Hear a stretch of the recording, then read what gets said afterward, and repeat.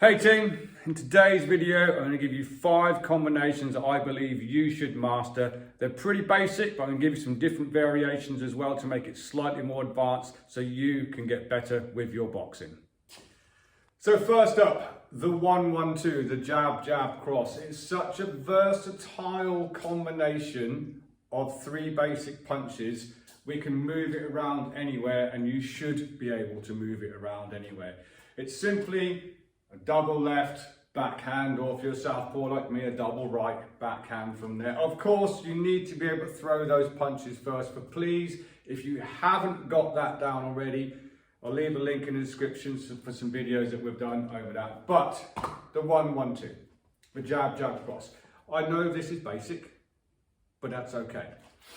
So quite simply, from a orthodox position with a good stance, it's a jab, jab, cross. Things that I see people go wrong with this. They throw the first jab, they pull it all the way back, throw the second jab, then throw the cross. Not really, you know, it takes too long. And the other one I see go wrong with this a lot is they throw the first jab and they'll bring back a little tiny bit. Not really, okay? You need to be in a rhythm. It's jab, jab, cross. So if I went jab, that's jab, jab, cross. And if I went that's jab, jab, cross. It's jab, jab, cross, jab, jab, cross from there. Try to make sure you're not flaring the elbow. Okay, we don't want to be going flicky flick like this. It's so versatile. We can literally move this anywhere. If you're fairly new to this, I think you should shadow box this before you put it on a punch bag to make sure that you're nice and balanced. Okay, when we first hit a punch bag, it's quite common that people try and overextend to make sure they're hitting hard. You know, we all do it. We've all done it. Yeah, that's clearly not balanced and it's not good form. Whereas if I don't have an object to punch, I can concentrate on my center of balance, keeping my form nice and good from here. Yeah, I haven't done this. Okay, I've kept nice and upright. From there, our southpaw is exactly the same. Okay, but it's a versatile combination. Couple of ways of moving it forwards. It's just basic footwork. It's 3 punches, but it requires 4 steps. Okay, what it's not 1, 2, 3, 4. Because I've opened my stance, therefore I cannot get the rotation I want in my hips to make that last shot land. 4 steps, 3 punches. 1, 2, 3, 4. That keeps me balanced. If I do 3 steps, I'm going to have to lean. 1, 2, 3, 4. That's not good. We've just lost balance. So just working it forwards, from there, on there. Another cool way of moving it forward is with a drag step. It's not quite so common. Give it a go. You may like it, you may not. But what that is as we throw the first jab, we're actually drawing or dragging this foot in and we're making this quick drag step here. So notice that was there. And what it gets, I'll try and do it slow. Jab, jab, cross. Jab, jab, cross. Yeah? Southpaws, same thing. On the jab, draw in. There's a bit of timing to look at. The second jab should land as my lead leg lands. Yeah? Jab, jab, cross. That's just moving forward. Of course, we can circle it. Jab, jab, cross. Great one to work with.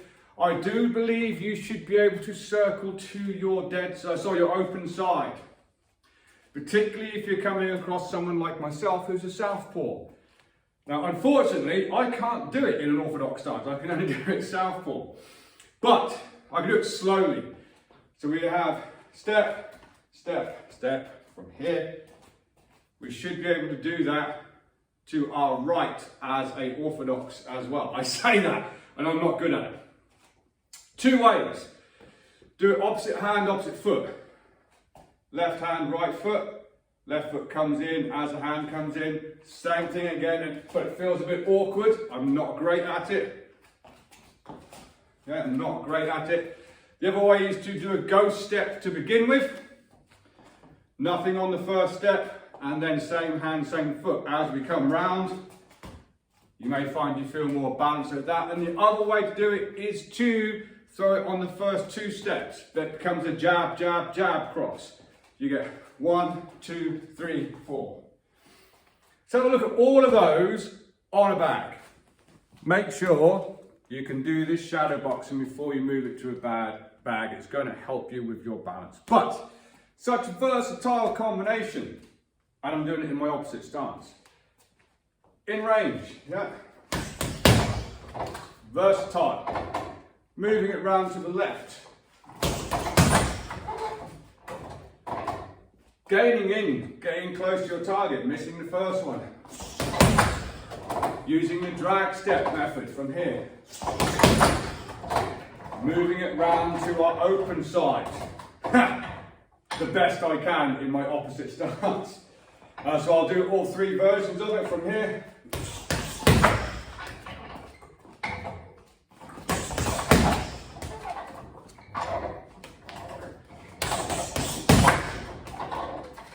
It's something that I put in my bag routines all of the time. That's definitely one you need to practice and master. Let's have a look at the next one. So, the 1, 3, 2. The jab, the hook, and the cross. Again, very, very versatile. Looking at it from a tactical point of view. If you throw the first one and hands go up, and get it round the side. You can't protect the centre line and the flanks at the same time. Of course, they could roll the situation, but they're still got to come up potentially in line of your straight back hand as well. From that point of view as well, if they're defensive on the jab, a lot of people catch a jab. I catch the jab. Yeah, but I don't catch it here. I have to have a moment of it coming away from the face. We've spoke about this in the past. It's okay for that to come away from the face as long as the elbow doesn't come away. That gives away too much. But if they're catching the jab, we can sneak that second one round as well. I practice it without it being a power shot. What I don't do is a full rotation hook from there. I call it a touch hook. First jab goes out, it just kind of comes back like we did with the 1, 1, 2. Comes back about halfway and then comes around. I'm not really trying to hit you with it, it's a setup shot. What I'm looking to do is either sneak round your hand or pin your hand. If you've moved from here to here, pin your hand to the side of your face, setting up my straight back hand from there. As a southpaw, I do it all the time, helps me move around the position I want to get to. A lot of people, they try and check my lead hand as well. The moment I get it back to the guard, boom, that stays there and get myself around. So it's such a versatile combination. Particularly if you've been throwing lots of 1, 1, 2s, by the way, because people get a bit, oh, he's throwing 1, 1, 2s a lot. They're all centre line shots. Therefore, if I just nip up here, I should be able to take all them shots, no problem. Send it down the pipe, send it down the pipe, sneak one round from there. So again, it's one that we should practice and one we can also put some movement into as well. Shadow box it before you start putting it onto a bag, purely because this is not good practice. Yeah. It's that. There. Yeah. Elbow comes up, protects the chin. That's awful. Yeah, so it's good just to practice from here, making sure your hand on your chin. Yeah. Our southpaws, same principle from here. Put a bit of foot striking with it. 1, 2, 3. I'm not really moving, I'm just making sure I'm not stuck to the ground. You can probably hear it. What I'm not doing is, just subtle movements. And as long as I can foot strike it, I can move it around to the close side of the body. Send the jab down the middle, step out on the hook, bring the right foot back in as we're getting down. So that's essentially changed lanes, and that is now a perfectly straight backhand. Southpaw, same thing. Send it on the jab. You can step it on the jab. From here, another combination you 100% should be perfecting. So how that looks with your 1, 3, 2, we can do it stationary. 1, 3, 2. So I'm just going to take my hand out and around. From here, our southpaw, same thing. Straight little thing. We can move it round as well, stepping with a little bit of footwork. Same this way around. Create a little bit of an angle. You can throw the first one slightly out of range, so we're moving in on that shot. So I'm slightly out of range from here. It's still enough to make them react. I'm not out here somewhere where they're not going to do anything. Use it to close in a little bit of distance as well. Southpaws. Beautiful little thing to work on. Let's have a look at the next one. I have a beautiful little bonus tip for you with the 1, 1, 2 at the end of this video. But let's look at the next one from here. The 1, 5, 2. The jab, the uppercut, and the cross. I will admit straight away, I'm not great at doing this one orthodox, but I'll do it for you anyway. So, jab, uppercut, cross from here. There's a few ways of doing this, and different coaches will tell you differently.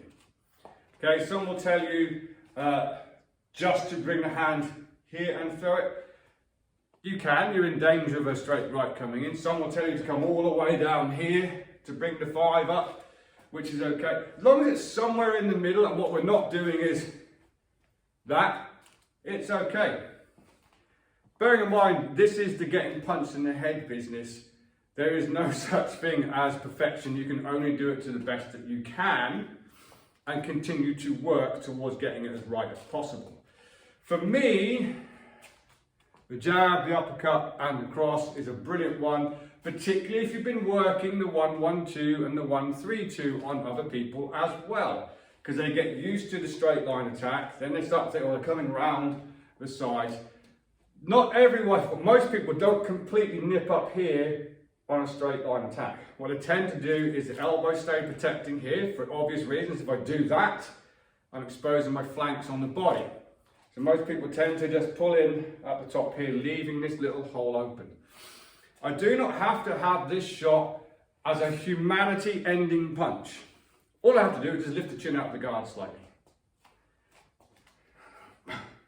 So if you look, it kind of comes back about the same distance as what we did with the 1, 1, 2 and the 1, 3, 2. It comes back about here. Then it's a bit of a rotation and my shoulder trajectory changes as well. Doesn't have to be humanity ending.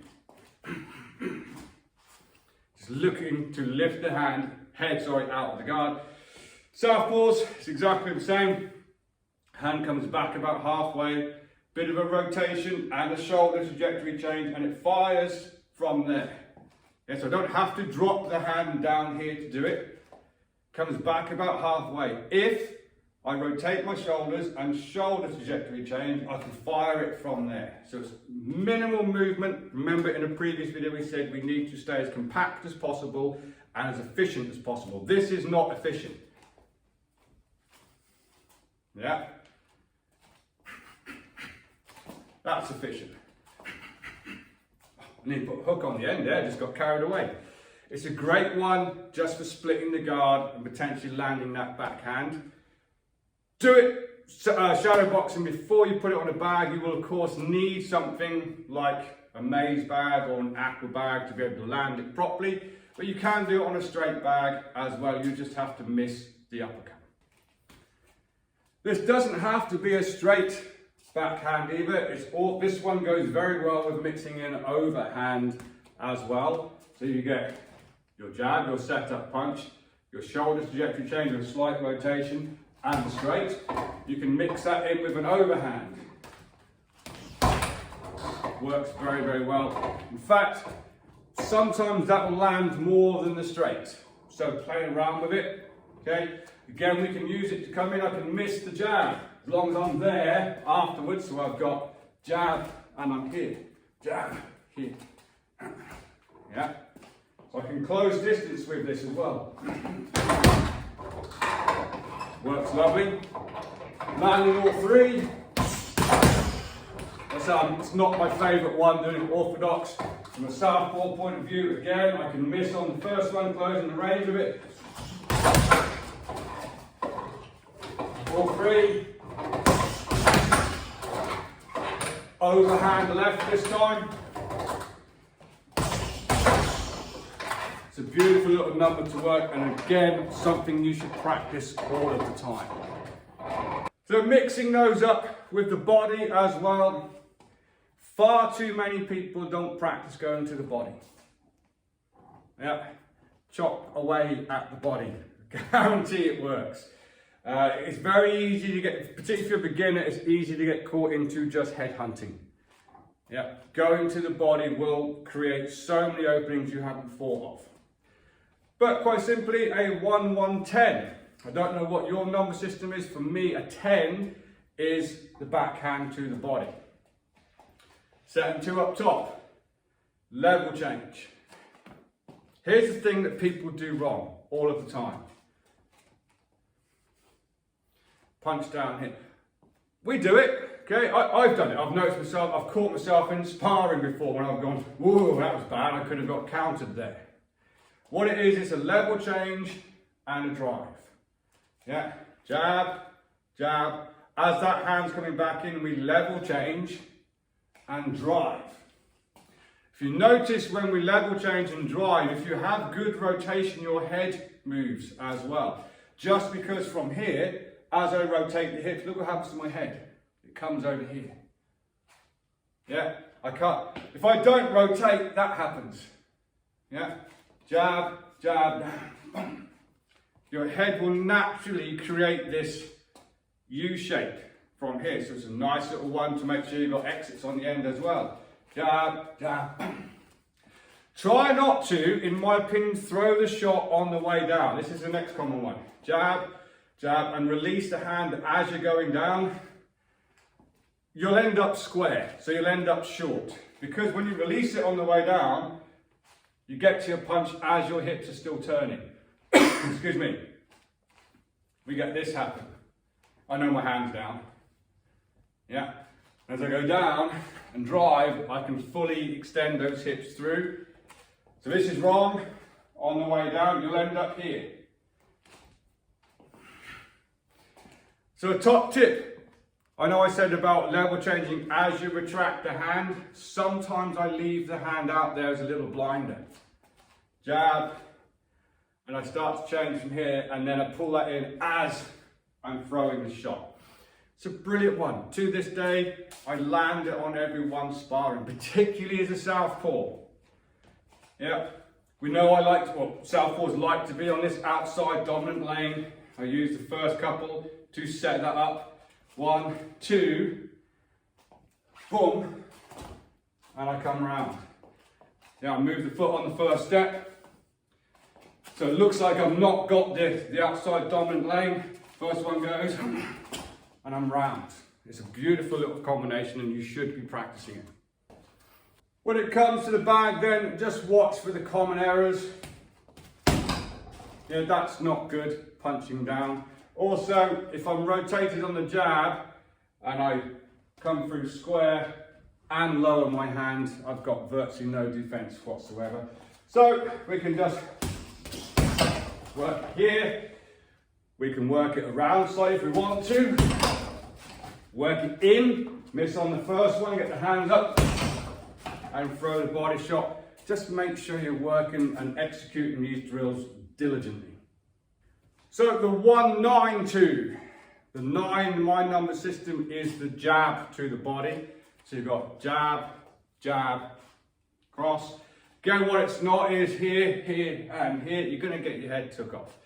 Although in the last one I said about level change before you throw the punch, with the jab, you can throw that on the way down. So what I don't want you to do now is go jab, level change, jab, cross. I want you to throw the jab on the way down. Just make sure you're not punching down. Too exposed. Jab. See, I'm throwing that on the way down. Yeah. And the cross is thrown exactly the way that we did with the previous one. All these 5 combinations, you can throw on people and catch people out just by using these 5 combinations, because they get used to one pattern that you're throwing and then you change it. Then they get used to that pattern, then you change it. And vice versa, and so on and so on. So jab to the head, throw the jab to the body on the way down. You can change this up a little tiny bit. You can do the old Mike Tyson slip jab if you want to. So here is the traditional way of doing it. Head nice and straight, nice and balanced, throwing the jab on the way down, rotating on the way through. Or you can jab, go thumb down, head off to the side, drive from the back foot and bring that through as well. Notice that does make my head go from side to side. It just cuts down the amount of time that your head is in one position, likely to get hit. From here. Pretty good one to work on the bag. Let's have a look. Same as we've been doing all the way through this video. You can do it from a stationary position, so I'm in range. Jab, jab, cross. Yeah. You can do it on the way in. The first one's a blinder. Jab, jab, cross. Little bit of footwork there. Stepped in on the first one, even though it's not doing anything. Back foot's coming in. So we're here. Work your slip jab into it. Beautiful little combination. Let's have a look at a bonus one. So here's my little bonus jab, jab, cross for you. If you can circle your jab, jab, cross as a right-hander, try and learn to do it southpaw as well. So if you're a right-hander and you can do this, try and learn to get into a southpaw stance and just see if you can do this. It'll feel weird to begin with because your least dominant hand is the one that's throwing. I catch people with this all the time. Imagine an upside down, so we know I'm a southpaw. There's an upside down. If I can do that, I'm now orthodox, I'm now southpaw, orthodox, southpaw. If I'm going around someone in an orthodox stance, now I'm southpaw. So you kind of get a... Same applies the opposite side. Yeah.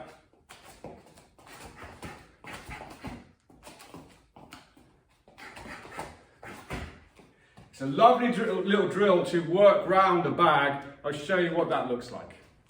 So I'll start this in orthodox. Okay, so I'm working around the bag.